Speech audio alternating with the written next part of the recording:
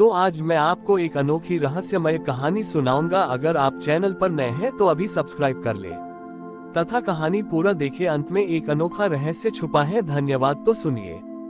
बहुत पुरानी बात है। हिमालय की ऊंची चोटियों के बीच एक ऐसा संकरा मार्ग था जहां से केवल पैदल यात्री ही गुजर सकते थे। उस मार्ग के किनारे माधव नाम का एक कुम्हार रहता था। माधव का शरीर उम्र के कारण झुक गया था, लेकिन उसका उत्साह कभी कम नहीं होता था। वह दिन भर मिट्टी के छोटे छोटे घड़े बनाता और उनमें ठंडा पानी भरकर रास्ते से गुजरने वाले थके हारे यात्रियों को पिलाता था। माधव की कुटिया के पास ही एक बहुत बड़ा पत्थर था। गांव के लोग उस पत्थर को बेकार मानकर उसे हटा देना चाहते थे, क्योंकि वह रास्ते में बाधा डालता था। लेकिन माधव रोज उस पत्थर को साफ करता और उस पर एक जंगली फूल चढ़ा देता। लोग उसका मजाक उड़ाते और कहते, माधव, इस बेजान पत्थर की सेवा करने से अच्छा है कि तू कुछ धन कमा ले, तेरी गरीबी दूर हो जाएगी।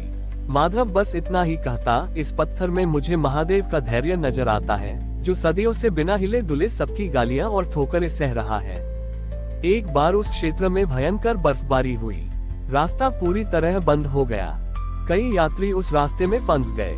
कड़ाके की ठंड और भूख प्यास से लोग बेहाल थे। माधव ने अपनी कुटिया के सारे लकड़ी के सामान जला दिए ताकि यात्रियों को गर्मी मिल सके। जब लकड़ियां खत्म हो गई तो माधव ने अपनी वह चादर भी फाड़कर टुकड़ों में बांट दी जिससे वह खुद को ढकता था। अंत में उसके पास यात्रियों को पिलाने के लिए पानी भी नहीं बचा, क्योंकि सारा पानी जम चुका था। माधव व्याकुल होकर उस बड़े पत्थर के पास गया और रोते हुए बोला, हे महादेव, आज आपके बच्चे प्यास और ठंड से मर रहे हैं। अगर आप इस पत्थर में हैं, तो आज अपनी करुणा दिखाओ। अचानक उस पत्थर के बीचों बीच एक दरार पड़ी। उस जमा देने वाली ठंड में भी उस पत्थर के भीतर से गर्म और भाप निकलता हुआ जल का एक सोता फूट पड़ा। वह जल इतना चमत्कारी था कि उसे पीते ही यात्रियों की थकान मिट गई और उनके शरीरों में नई ऊर्जा आ गई। तभी वहां एक दिव्य प्रकाश फैला। वह पत्थर धीरे धीरे एक विशाल शिवलिंग के आकार में बदलने लगा।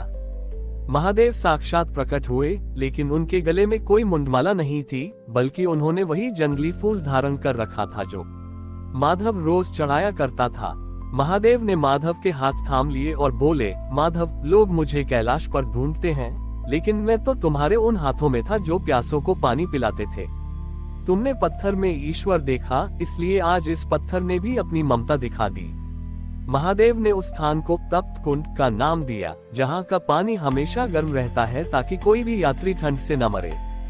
माधव को महादेव ने अपने गणों में स्थान दिया। वह स्थान आज भी एक पवित्र तीर्थ माना जाता है, जहां कोई मंदिर की भव्यता देखने नहीं, बल्कि उस मिट्टी के कुम्हार जैसी निश्चल भक्ति का अनुभव करने आता है। उस दिन के बाद से गांव वालों ने भी यह जान लिया कि सेवा ही सबसे बड़ा शिव तत्व है। माधव के महादेव में लीन होने के बाद वह तप्त कुंड केवल एक जल स्रोत नहीं रहा, बल्कि श्रद्धा का एक अटूट केंद्र बन गया। समय बीतता गया और माधव की कुटिया के पास एक छोटा सा आश्रम बन गया, जहां माधव का सबसे प्रिय शिष्य सोम रहता था। सोम स्वभाव से बहुत शांत था, लेकिन उसके मन में एक दुविधा हमेशा रहती थी। वह सोचता था कि गुरु माधव ने तो साक्षात महादेव के दर्शन किए, पर क्या मुझ जैसा साधारण व्यक्ति कभी उस दिव्य अनुभूति को प्राप्त कर पाएगा। एक बार उस राज्य का सेनापति वहां से गुजरा। वह बहुत अहंकारी था और अपनी विजय के मद में चूर था। उसने सुना था कि इस कुंड के जल में अलौकिक शक्तियां हैं। सेनापति ने सोम से आदेशात्मक स्वर में कहा, ऐ सन्यासी, इस कुंड का सारा जल स्वर्ण पात्रों में भरकर मेरे महल ले चलो। मैं चाहता हूँ कि मेरे सैनिक इस जल को पी कर अमर हो जाएं, ताकि मैं पूरी दुनिया पर राज कर सकूं। सोम ने नम्रता से उत्तर दिया, सेनापति जी, ये जल महादेव का प्रसाद है और यह केवल उन्हीं के लिए है जो प्यासे और थके हुए हैं। इसे स्वार्थ के लिए संचित नहीं किया जा सकता। सेनापति क्रोधित हो गया और उसने अपने सैनिकों को कुंड पर कब्जा करने का आदेश दिया। जैसे ही सैनिकों ने कुंड में अपने अपवित्र और अहंकारी हाथ डाले, वह खोलता हुआ गर्म पानी अचानक बर्फ की तरह जम गया। कुंड पूरी तरह सूख गया और वहां केवल सूखी मिट्टी रह गई। सेनापति बौखला गया।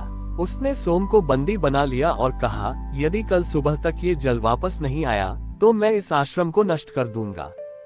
सोम उस रात उसी पत्थर शिवलिंग के सामने बैठ गया जहां माधव प्रार्थना करते थे। सोम ने कोई मंत्र नहीं पढ़ा, बस उसने वही किया जो उसके गुरु ने सिखाया था। उसने आश्रम के बाहर एक छोटे से बर्तन में अपनी आंखों के आंसू और हृदय की पुकार भर दी। उसने महादेव से कहा, प्रभु, मुझे अपनी शक्ति नहीं दिखानी, पर इन बेगुनाह यात्रियों का क्या होगा जो मीलों पैदल चलकर यहाँ अपनी प्यास बुझाने आते हैं। आधी रात को एक बूढ़ा लकड़हारा आश्रम के द्वार पर आया। वह भूख से कांप रहा था। सोम ने बंदी होने के बावजूद अपने हिस्से का भोजन उस वृद्ध को दे दिया और अपने फटे वस्त्र उसे पहना दिए। जैसे ही सोम ने उस वृद्ध के पैर छुए, वह लकड़हारा साक्षात महादेव के रूप में चमकने लगा। महादेव मुस्कुराए और बोले, सोम, भाव का बंधन ही मेरा असली आसन है। सेनापति जल चाहता था, पर तुमने जीव की पीड़ा को समझा। अगले दिन जब सेनापति तलवार लेकर आया, तो उसने देखा कि कुंड फिर से लबालब भरा हुआ था, लेकिन इस बार जल से ओम की ध्वनि गूंज रही थी। जैसे ही सेनापति ने जल छूने की कोशिश की, उसे पानी के भीतर अपना ही अक्स दिखाई दिया, जिसमें वह एक राजा नहीं बल्कि एक भिखारी लग रहा था। उसे बोध हुआ कि अहंकार मनुष्य को भीतर से कितना दरिद्र बना देता है। सेनापति का अहंकार पिघल गया और उसने अपनी तलवार वहीं त्याग दी।